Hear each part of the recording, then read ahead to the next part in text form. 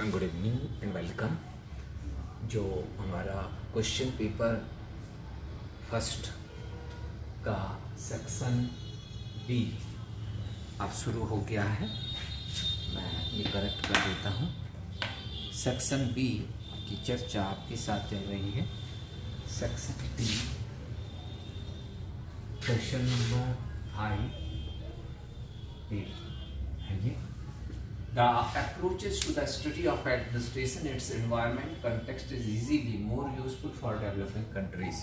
ठीक है, ये रिक्स पे क्वेश्चन है और मैं सीधे इस पे आ रहा हूँ आंसर पे। Study of administration, it's environmental context, FW रिक्स। The ecological approach in public administration focuses attention on the dynamic relationship between public administration, ठीक है, and its total environment।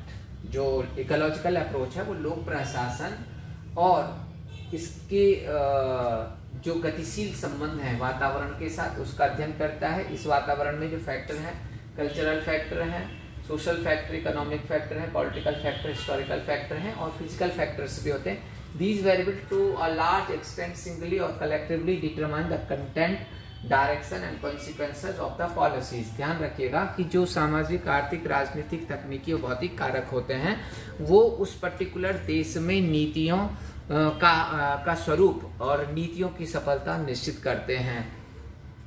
The ecological approach has been utilized by FW Ricks in the ecology of public administration, study of administration in developing countries। इसका सबसे पहला उपयोग किया था FW Ricks ने और FW Ricks ने इसका अध्ययन प्रशासन के अध्ययन और विकासशील देशों के प्रशासन के अध्ययन विशेष रूप से किया था।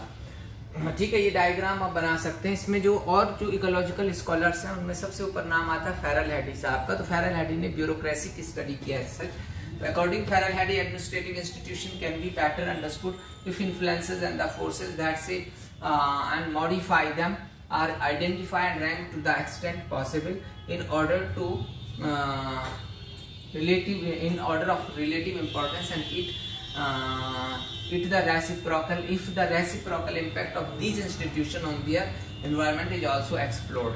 फेरल हैडी ने ये बात कही है कि अगर हम प्रशासनिक संस्थाओं को समझना चाहते हैं तो हमें उन सारे कारकों को लिस्ट बनाना चाहिए जिनका प्रशासन पर, ठीक है, एकल या सामूहिक प्रभाव होता है और साथ ही ये भी देखना है कि प्रशासन का उस पर क्या प्रभाव होता है। मैं अभी एक्सप्लेन करूंगा। नाइजीरिया की केस स्टडी में आपको बता रहा हूँ। ध्यान रखिएगा कि इन्वायरमेंटल स्टडी है। वैसे ये जो अप्रोच है इन्वायरमेंटल अप्रोच नहीं कहलाता है बल्कि इकोलॉजिकल अप्रोच कहलाता है।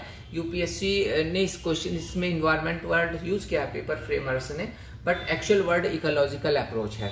ठीक है, मैं आपको बता दूं कि इन्वायरमेंट में और इकोलॉजी में जो बेसिक डिफरेंस है, पर्यावरणीय अध्ययन की जगह इसको पारिस्थितिकी अध्ययन इसलिए कहते हैं कि परिस्थितिकी या इकोलॉजी का जो बेसिक डिफाइनिंग फैक्टर होता है वो होता है सिम्बायोसिस फैक्ट, सहजीवी संबंध। और उस सहजीवी संबंध के आधार पर ही हम विश्लेषण करते हैं प्रशासन का। जैसे कि आपने लाइकेन और सहवाल में सहजीवी संबंध देखा, तो कोई भी इकोलॉजी होती है, एक एनवायरनमेंट के अंदर कई इकोलॉजी होती है। जैसे वन क्षेत्र की इकोलॉजी, सुंदरवन डेल्टा की इकोलॉजी, किसी तालाब की इकोलॉजी, ठीक है, गंगा डेल्टा की इकोलॉजी। हर इकोलॉजी डिफरेंट होती है, बट इकोलॉजी के जो बेसिक एक डिफाइनिंग फैक्टर होता है सहजीवी संबंध। ठीक है, जैव अजैव के बीच जो सहजीवी संबंध होता है, ये जो फूड चेन वहां पे एग्जिस्ट करती है उसमें।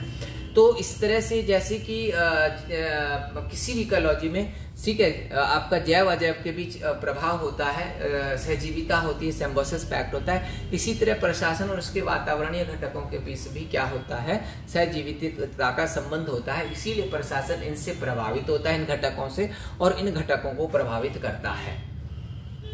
ठीक है, अब मैं एक साधारण उदाहरण से समझा देता हूँ। देखिए कि जैसे प्रशासन है और समाज है, प्रशासन और समाज के बीच सहजीवी संबंध है।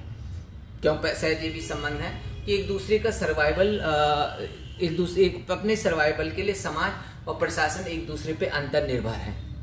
ठीक है, अगर प्रशासन को, अगर समाज कर नहीं देगा तो प्रशासन को हम सैलरी कहाँ से देंगे, प्रशासकीय जो खर्चे वो कहाँ से आएंगे।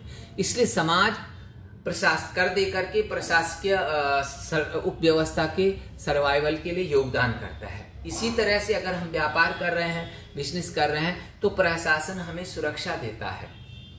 अगर लॉ एंड ऑर्डर की व्यवस्था नहीं होगी, अगर सुरक्षा नहीं होगी, ठीक है, लूटपाट का, ठीक है, माहौल होगा, तो हम व्यापार कैसे कर पाएंगे। तो इसलिए प्रशासन हमें एक भय मुक्त वातावरण देता है जिसमें हम काम कर पाते हैं।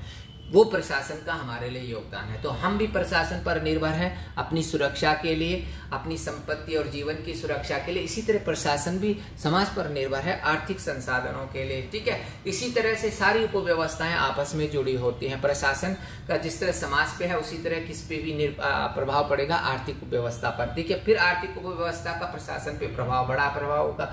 विकसित देशों में अलग होगा, विकासशील देशों में।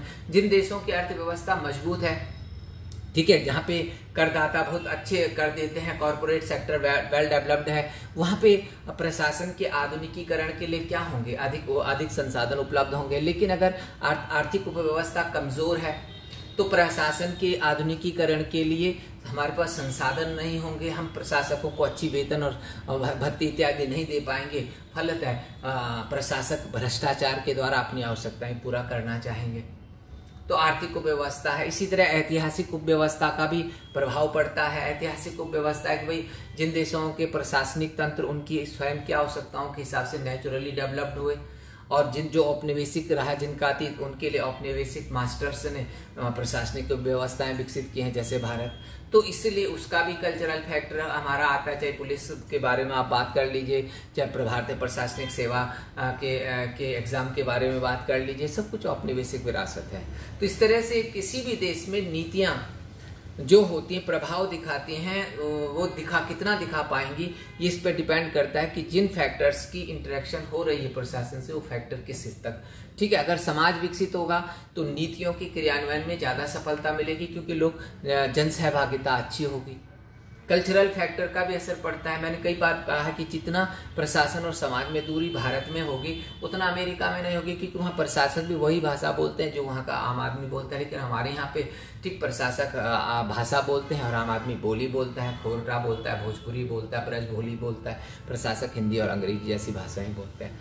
तो कल्चरल फैक्टर भी डिसाइड करता है। अगर हम प्रशासन का अध्ययन उसके वातावरण के संदर्भ में नहीं करेंगे तो हम कोई भी नीति वहाँ पे लागू करना चाहते हैं बिना सोचे समझे, उसका परिणाम सार्थक नहीं होगा, ठीक है। जैसे कि नाइजीरिया में 1970 तक ये तेल उत्पादक देश है और बहुत अच्छा अफ्रीकी देश है, बहुत अच्छा इनका चल रहा था 70 तक। लेकिन 70 के बाद राजनीतिक अव्यवस्था, राजनीतिक उपव्यवस्था में प्रॉब्लम्स आने के कारण प्रशासन में भी भ्रष्टाचार आया और अल्टीमेटली धीरे धीरे इनकी अर्थव्यवस्था लुढ़कने लगी, ठीक है। 90s में आते आते ठीक balance of payment crisis Nigeria में हुआ। अब उनके पास कोई विकल्प नहीं था, IMF से लोन ले लिया। IMF ने वहाँ पे स्ट्रक्चरल एडजस्टमेंट प्रोग्राम्स लागू किए, लेकिन उन स्ट्रक्चरल एडजस्टमेंट प्रोग्राम्स का नाइजीरिया में बिल्कुल घातक असर हुआ। आप ध्यान रखिएगा, कंपैरेटिवली देख के चलेगा कि भारत भी विकासशील देश है और भारत में भी IMF ने स्ट्रक्चरल एडजस्टमेंट प्रोग्राम रखा है। लेकिन हमारे यहाँ पे चूंकि आर्थिक उपव्यवस्था, सामाजिक उपव्यवस्था और राजनीतिक उपव्यवस्था विशेषकर मजबूत रही, इसलिए यहाँ पे आर्थिक IMF के स्ट्रक्चरल एडजस्टमेंट के पॉजिटिव इम्पैक्ट आए। लेकिन चूंकि नाइजीरिया में राजनीतिक अस्थिरता, ठीक है, सामाजिक उपव्यवस्था में कमियां, गरीबी, बेरोजगारी, भूखमरी, अशिक्षा, इन कारणों से वहां पे IMF की पॉलिसी बहुत अच्छे रिजल्ट नहीं दिखा पाई, बल्कि नेगेटिव इम्पैक्ट आ गया, ठीक है। उन्होंने मैं पढ़ के सुना देता हूँ। World Bank introduced structural adjustment programme has had devastating effect on country's economy. Structural adjustment program has led to the worsened condition. The quality of life has declined as prices has risen, as infrastructure have crumbled and services have deteriorated and employment opportunities have been reduced. Almost everyone had suffered, but the rural, peasant, urban, slum dwellers, female-headed households and children of the rural poor have felt the negative effect of the adjustment most severely.